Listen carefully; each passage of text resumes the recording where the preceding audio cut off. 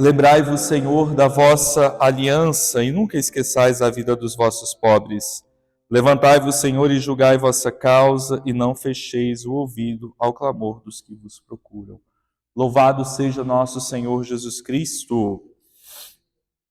Meu querido irmão, minha querida irmã, o Senhor nos concede a graça de um novo dia. E nós queremos iniciar esse dia nos colocando diante da sua presença e buscando, a partir da palavra que a liturgia nos propõe, a luz, a inspiração para o nosso caminhar, para a resposta que precisamos dar ao Senhor neste dia. Vamos então pedir que o Espírito Santo de Deus ilumine a nossa mente, abra o nosso entendimento e o nosso coração para colhermos os frutos desta meditação. Vinde, Espírito Santo, enchei os corações dos vossos fiéis e acendei neles o fogo do vosso amor. Enviai o vosso Espírito e tudo será criado e renovareis a face da terra. Oremos, ó Deus, que instruístes os corações dos vossos fiéis com a luz do Espírito Santo, fazei que apreciemos retamente todas as coisas, segundo o mesmo Espírito, e gozemos sempre de sua consolação. Por Cristo Senhor nosso. Amém. Meus irmãos, a liturgia hoje nos propõe o texto de Mateus 19, versículos de 3 a 12. O Senhor esteja convosco. Proclamação do Evangelho de Jesus Cristo segundo Mateus.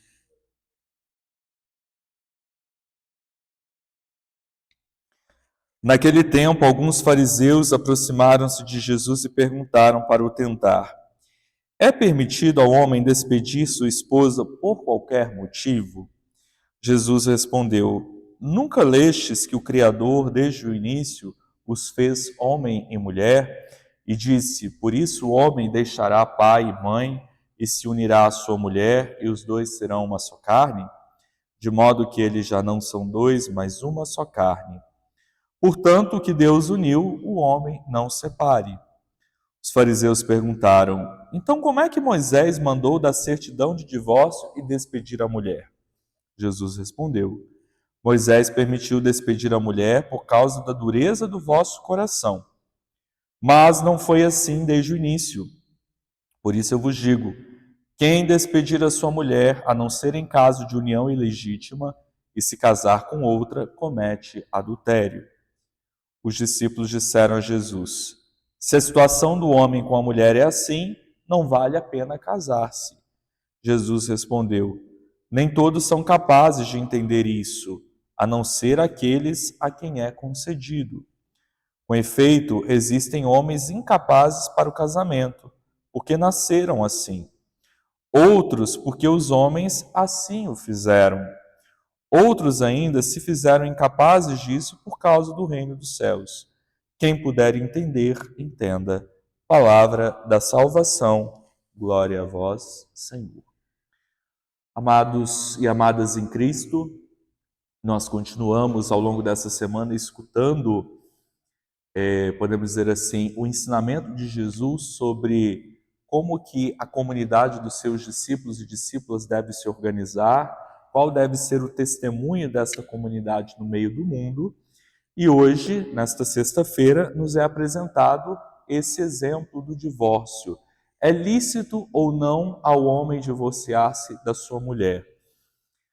A questão do divórcio é uma questão que atravessa a história da humanidade, é uma questão antiquíssima. Jesus também teve que dar uma resposta diante dessa situação. No tempo de Jesus, haviam duas interpretações. Uma interpretação mais liberal, do rabino Hillel, em que ele defendia que por qualquer motivo se poderia divorciar-se da sua mulher.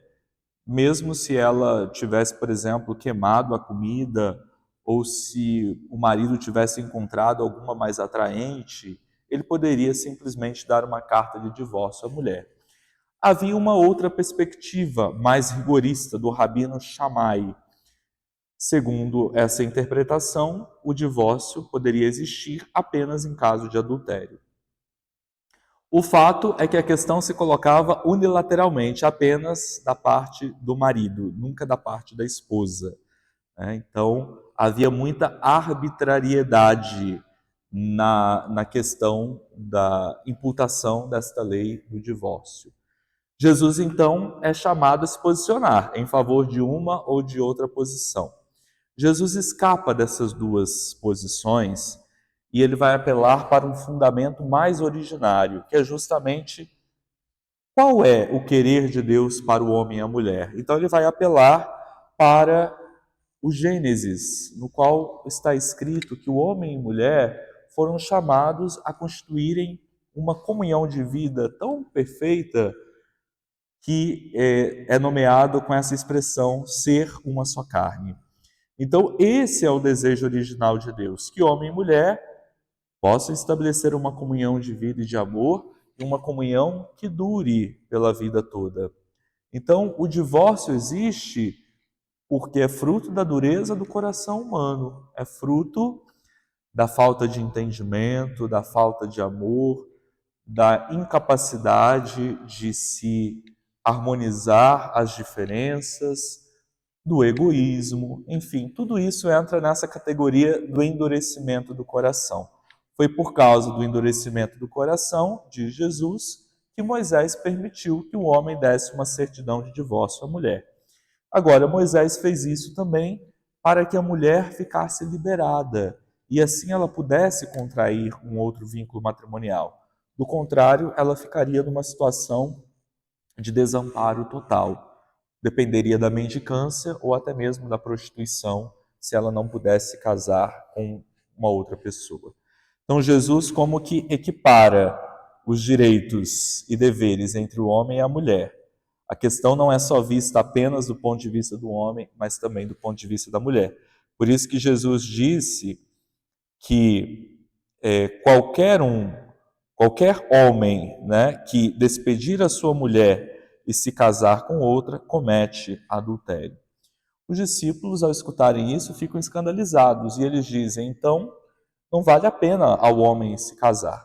Jesus, então, vai aproveitar essa incompreensão deles para dar um outro ensinamento do valor da virgindade, da abstinência, da continência por causa do reino de Deus. Então, Jesus vai falar que alguns nasceram incapazes de contrair um vínculo matrimonial, não nasceram para o casamento. Outros porque os homens o tornaram assim, né? Na época de Jesus havia os eunucos que eram castrados e que não podiam contrair uma união matrimonial.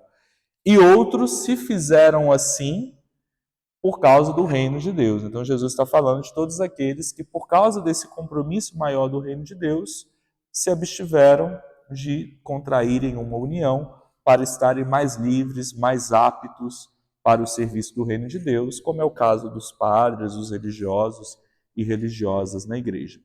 Tanto o matrimônio quanto a continência, a virgindade, são dons de Deus, né? Um diz respeito ao outro, né? Cada um tem o seu lugar de importância na igreja. Todas as duas vocações apontam para esse absoluto na nossa vida, que deve ser apenas o Senhor. Peçamos então ao Senhor nesse dia que possamos cada um viver a vocação para o qual o Senhor nos chamou, com alegria, com entrega, com dedicação. Que Deus abençoe você, que a Mãe do Perpétuo Socorro interceda por suas necessidades. Amém.